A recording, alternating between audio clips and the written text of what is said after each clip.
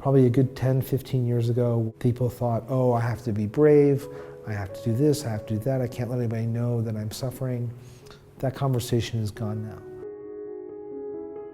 That stuff absorbs, you know, you have to take care of yourself too. But everybody has to find their own way to siphon off that sort of dark energy. I've thought a lot about the way in which trauma impacts us, and in large part that's because it's played such a huge role in the lives of people who have meant a tremendous amount to me and mean a tremendous amount to me. It's made me really, really aware of how badly we need to talk about this and how common it is, and how many different forms it takes within, you know, the people who do this work. It's also made me extremely cognizant of my own self-care. I think it's really easy when you're in this job to just like go from one assignment to the next and feel like you can endure it all, and we can't.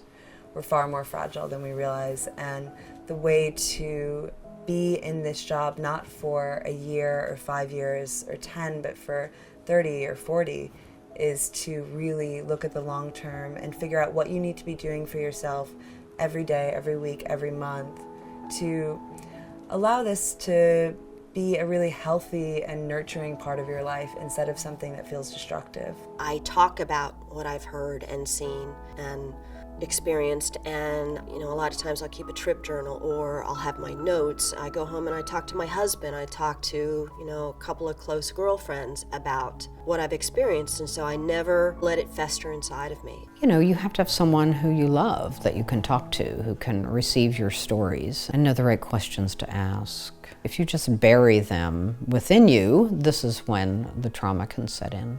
And I just think time alone. For me, it's time alone. Time in the quiet, in my garden, that kind of thing. A friend of mine introduced me to yoga a couple years ago, and that's been transformative because I can take my mat with me on the road anywhere I go. I love to cook, and every time I'm at home, I'm cooking in my kitchen almost every night. I find that really cathartic. I love to read and be transported to other worlds. I listen to music. It's really important for me to have a strong community and to prioritize time with them, the people that I love, to be open about my experiences, to talk about them. If you are covering anything, it can be a story about a family or it could be a genocide.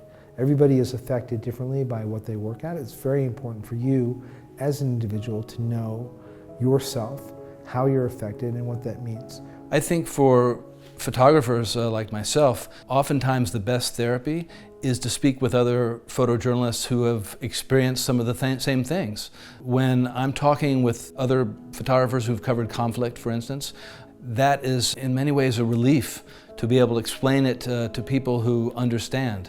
It's not the kind of thing you can talk about necessarily over the table at Thanksgiving with cousins you may not have seen for a long time.